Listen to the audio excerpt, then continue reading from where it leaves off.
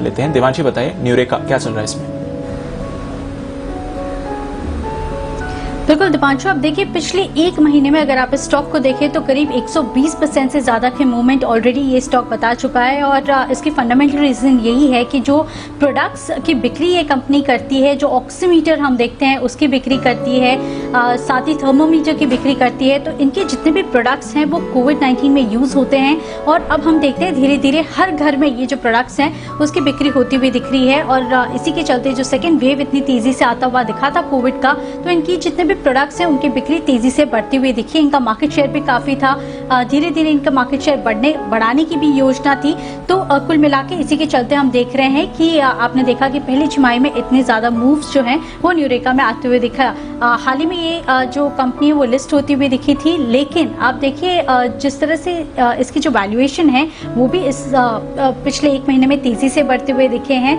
अगर आप इनकी आय पर नजर करें तो हमने ऑलरेडी आपको बताया था कि FY20 में ये करीब 100 करोड़ तक की आय थी इनकी, लेकिन अगर आप पहली छमाही की बात करें तो 122 करोड़ की आय ऑलरेडी कंपनी ने बुक की थी। माना जा रहा है कि अब क्योंकि इनकी जो बिक्री वो काफी बड़ी है तो आने वाले समय में इसकी ग्रोथ काफी ज्यादा हो सकती है। मुनाफे की भी बात करें तो FY20 में करीब 6 करोड़ का मुनाफा था, लेकिन पहली छमाही में कंपनी ने करीब 35 करोड़ का मुनाफा बुक किया था। तो कुल मिला के बहुत ज्यादा गेन्स ऑलरेडी आ चुके हैं और इसके जो फाइनेंशियल्स हैं वो काफी आगे बढ़ते हुए दिख रहे हैं। अगर आप वैसे ही रन रेट में अगर आप देखते हैं तो वैल्यूएशन सब काफी हाई लग रहे हैं और ये चिंता की बात होती हुई दिख रही है। आप देखिए अगर इशू प्राइस पर आप इसका पी देखते हैं तो करीब 5.5 के आसपास आता है। जो प्राइस टू बुक वैल्यू थी वो करीब 18 के आसपास आती हुई दिख रही थी, माफ कीजिए तब 17 के आसपास थी, लेकिन अगर आप अब देखते हैं तो हम देख रहे हैं करीब 18-19 के आसपास इसकी प्राइस टू बुक वैल्यू आती हुई दिख रही है। और अगर आप प्राइस टू अर्निंग की भी बात करें तो उसमें भी एक शार्प अपमूव ऑलरेडी आ चुका है, करीब 5.6 के आसपास पहुंच चुका है।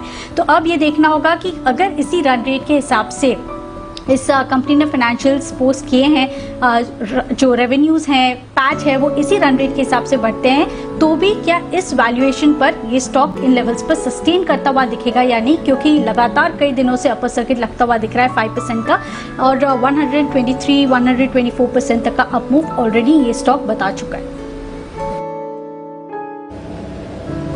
बिल्कुल, तो जब IPO आया था उसके बाद से जबकि लिस्टिंग हुई है और अब जो वैल्यूएशंस हैं तीनों लिहाज से देखें तो काफ़ी ऑलरेडी एक शार्प अपमूव आ चुका है। ट्रेड का तो मौका नहीं मिलेगा। अविनाश जी, कोई राय इस काउंटर पर, जिस तरह से लिस्टिंग के बाद और स्पेशली कोरोना काल में इस कंपनी की परफॉर्मेंस रही है, अब इन वैल्यूएशंस पर क्या राय बनती है सर? 1350 पर न्यूरेका। नहीं, मुझे लग रहा है कि दीपांशु IPO में जिन्होंने भी पैसा लगाया बहुत अच्छा रिटर्न इनको मिला है, लेकिन फ्रेश निवेश के लिए मैं अभी भी यही कहूंगा कि ये एक इवेंट ड्रिवन बिजनेस है। कोविड जब तक जोर में चलेगा तब तक इनके प्रोडक्ट्स चलेंगे और मुझे लग रहा है कि शेयर बहुत ही कम समय में बहुत जल्दी भाग चुका है। तो कहीं ना कहीं मुझे लग रहा है कि कोई जल्दबाजी करनी नहीं चाहिए। हालांकि नंबर्स चौथी तिमाही के काफी अच्छे आएंगे, पर आगे का रोड मैप क्लियरली डिपेंडेंट है कि कोविड रिलेटेड सेल्स कितने सस्टेन होते हैं और ये कहना मुश्किल है। तो मेरे ख्याल से जिनके पास है वो होल्ड करे, बट फ्रेश खरीदारी मैं इस लेवल पे रेकमेंड नहीं करूंगा। बिल्कुल, फ्रेश खरीदारी इस लेवल पर रेकमेंड नहीं की जाएगी। न्यूरेका नजर रखिए, हालांकि IPO के बाद से जबरदस्त एक्शन दिखा चुका है। नजर रखिए कैस्ट्रॉल पर। बस